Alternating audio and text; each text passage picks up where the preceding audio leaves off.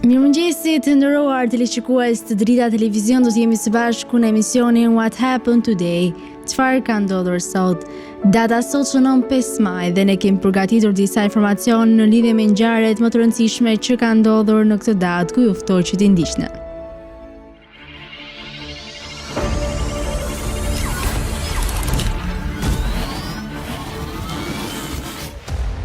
5 maj.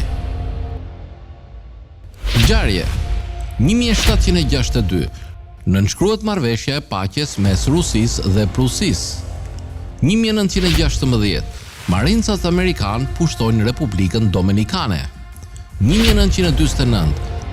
Traktati i Londrës krijon Këshillin e Europës në Strasburg si institucioni parë evropian që punon për integrimin evropian. 1955.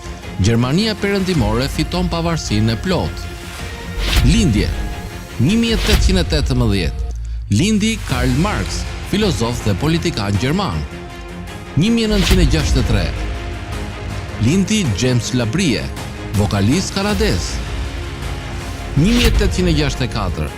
Lindi Henryk Sienkiewicz, shkrimtar polak, nobelist. 1972. Lindi David Townshend, muzikant kanadez. 1988. Lindi Adele, këngëtare angleze. Vdekje. 1821. Vdiq Napoleon Bonaparte, mbret francez, Napoleon i parë. 1942.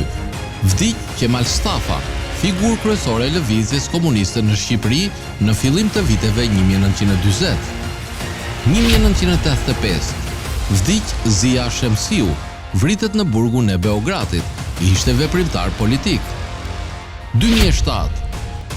Vdiq Nazmie Hoxha, këngëtare muzikës popullore. 2013. Vdiq Ahmet Spahiu, aktor kosovar. Festa dhe përvjetore. Dita të rëndëve për atë dheu Shqipëri.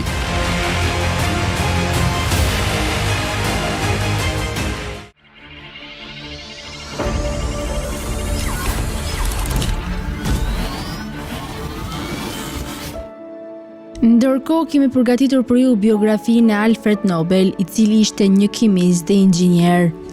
Ai ka lindur më 21 tetor të vitit 1833 në Stockholm dhe ka vdekur më 10 dhjetor të vitit 1896 në Sanremo, Itali. Alfred Nobel ishte djali i katërt i Emanuel dhe Carol Nobel. Ai ishte interesuar për eksplozivët dhe mësoi bazat e inxhinierisë nga babai i tij. Ndërkohë, Emanuel kishte dështuar në sipërmarrje të ndryshme biznesi, derisa u transferua në vitin 1837 në Shën Petersburg në Rusi, ku lulëzoi si prodhues i minave shpërthyese dhe veglave makinarike. Familja Nobel u largua nga Stockholmi në vitin 1842 për të bashkuar me teatrin në Shën Petersburg. Prindrit e ri të begat të Alfredit tani ishte në gjendje të dërgonin atë në shkollë. Ai ishte një kimist kompetent në moshën 16 vjeçare dhe zotëronte rrjedhshëm gjuhën angleze, franceze, gjermane, rusishten dhe suedishten.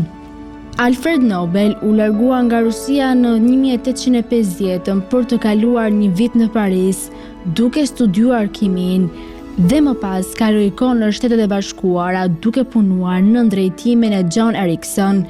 Pas kthimit të tij në Shën Petersburg në vitin 1852, Nobel punoi në fabrikën e babait të tij, e cila prodhonte pajisje ushtarake gjatë luftës së Krimes. Pas përfundimit të luftës në vitin 1856, kompania pati vështirësi të kalonte prodhimin e makinerive të anijeve me avull në kohë paqeje dhe ajo falimentoi në vitin 1859. Alfredi shpejt filloi të eksperimentonte me eksploziv në një laborator të vogël në pasurinë e babait të tij. Në atë kohë, i vetmi eksploziv i besueshëm me përdorim në minjera ishte pluhuri i zi në formë baruti. Një përbërje e lëngshme zbuluar së fundmi, nitroglicerina, ishte një eksploziv shumë më i fuqishëm, por ishte aq i paqëndrueshëm sa nuk mund të trajtohej me asnjë shkallë sigurie. Megjithatë, Nobel në vitin 1862 ndërtoi një fabrikë të vogël për prodhimin e nitroglicerinës dhe në të njëjtën kohë ai ndërmori kërkime me shpresën për të gjetur një mënyrë të sigurt për të kontrolluar shpërthimin e eksplozivit. Në vitin 1863, ai shpiku një detonator praktik të përbërë nga një prizë, të cilën e vendoste në një garkesë më të madhe nitroglicerine të quajtur dhe të mbajtur në një emë metalike. Shpërthimi i ngarkesës së vogël të pluhurit të zi të prizës shërben për të shpërthyer ngarkesën shumë më të fuqishme të nitroglicerinës së lëngshme. Ky detonator shënoi fillimin e reputacionit të Nobelit si shpikës, si dhe të pasurisë që ai do të fitonte si prodhues i eksplozivëve. Megjithatë, vetë nitroglicerina mbeti e vështirë për të transportuar dhe jashtëzakonisht e rrezikshme për të trajtuar. Shpikja e dytë e rëndësishme e Nobelit ishte ajo e dinamitit në vitin 1867. Nobeli e quajti produktin e ri dinamit dhe ju dha patenta për herë të parë në Britaninë e Madhe. Dinamiti krijoi famën e Nobelit në mbar botën dhe së shpejti u përdor në shpërthimin e tuneleve, prerjen e kanaleve dhe ndërtimin e hekurudhave dhe rrugëve. Në vitin 1870 dhe 1880, Nobel ndërtoi një rrjet fabrikash në të gjithë Europën për të prodhuar dinamitin dhe formoi një rrjet korporatash për të prodhuar dhe tregtuar eksplozivët e tij. Përveç kësaj, ai ka shpikur edhe shumë gjëra të tjera. Ai shpiku një formë të fuqishme të dinamitit, gjelatin shpërthyese, të cilën e patentoi në vitin e ardhshëm. Nobel bëri përsëri dhe shumë shpikje të tjera, si mëndafshi artificial. Regjistroi më shumë se 350 patenta në vende të ndryshme të botës. Tani do të kalojmë në rubrikën Ne dhe shëndeti. Sot kam përzgjedhur për të folur e vlerave të ushqyese të labotit. Laboti është një nga barishtet më të kërkuara në tregun shqiptar. Laboti i egër ofron shumë të mira për organizmin e njeriut. Pastron gjakun. Gjethet e labotit të egër kanë veti pastruese për organizmin. Lëngu i përfituar prej tyre është i rëndësishëm për pastrimin e gjakut. Mjaftojnë 4 deri në 5 gjethe të labotit të egër për të shfrytzuar lëngun dhe për të pastruar gjakun. Është i pasur me minerale të rëndësishme. Ai përmban disa nga mineralet që janë kalciumi, hekuri, kaliumi, fosfori, magnezi dhe zinku. Përmirëson oreksin. Nëse vuani nga probleme me oreksin, atëherë shtoni labotin e egër në ushqimin tuaj të përditshëm. Përmirëson nivelet e hemoglobinës. Nivelet e hemoglobinës në gjak përmirësohen duke rritur dozën e ushqimeve të pasura me hekur. Përfshirja e hekurit në dietën tuaj është një mënyrë shumë e lehtë për të rritur prodhimin e hemoglobinës. Laboti përmban sasi të mira hekuri, që bëjnë ato ideal për të rritur nivelet e hemoglobinës. I pasur me aminoacide.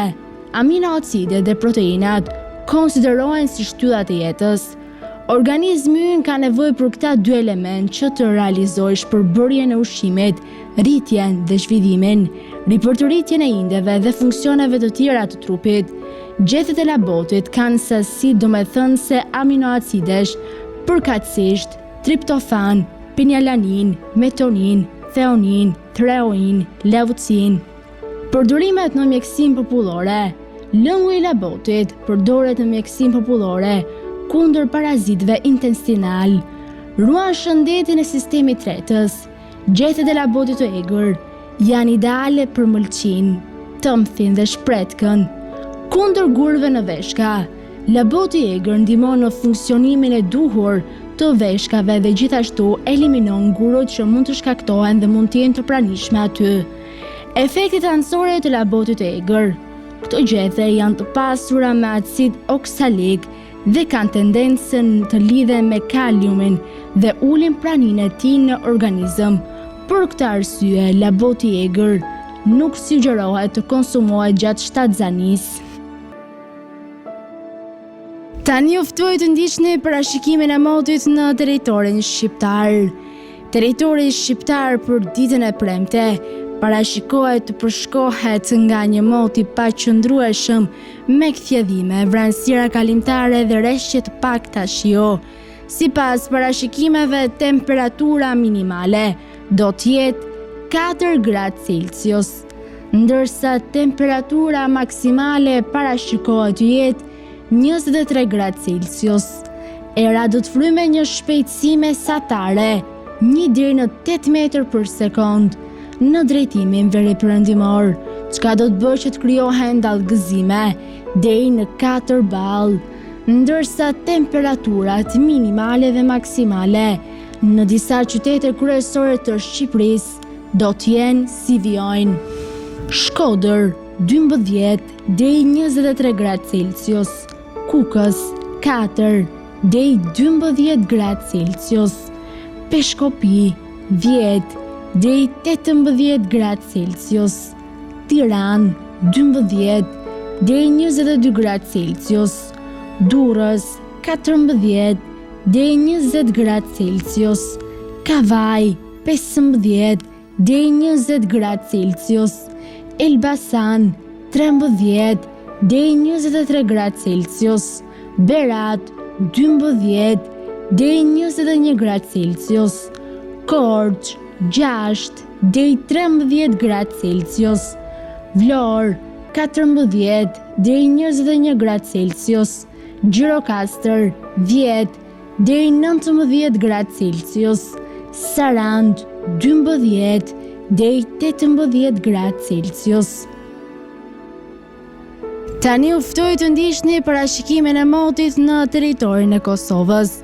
Territori i Kosovës për ditën e premte parashikohet të përshkohet nga një mot i qëndrueshëm me kthjedhime dhe me diell. Sipas parashikimeve, temperatura minimale do të jetë 7 gradë Celsius, ndërsa temperatura maksimale parashikohet të jetë 18 gradë Celsius. Era do të fryjë në drejtimin juglindor me një shpejtësi mesatare 1 deri në 4 metër për sekond, ndërsa temperaturat minimale dhe maksimale në disa qytete kryesore të Kosovës do të jenë si vijojnë: Mitrovica 9 deri 18 gradë Celsius, Podujev 8 deri 16 gradë Celsius, Skënderaj 10 deri 17 gradë Celsius, Pej 10 deri 16 gradë Celsius, Prishtinë 8 deri 16 gradë Celsius, Gjakov 10 deri 18 gradë Celsius, Malishev 10 deri 18 gradë Celsius, Gjilan 7 deri 17 gradë Celsius, Ferizaj 9 deri 16 gradë Celsius, Kaçanik 9 deri 16 gradë Celsius, Prizren 8 deri 15 gradë Celsius. Të nderuar teleshikues të Drita Televizion, kjo është gjithçka e përgatitur në këtë emision. Ndërkohë, ju ftoj të na ndiqni në rrjetet tona sociale: Instagram, TikTok, Twitter dhe Facebook. Gjithashtu, nëse dëshironi që të na ndiqni live, mjafton të klikoni në webdrita.tv. Kjo ishte gjithçka e përgatitur në këtë emision dhe ftoj të ndiqni programacionin në vijim të Drita Televizion.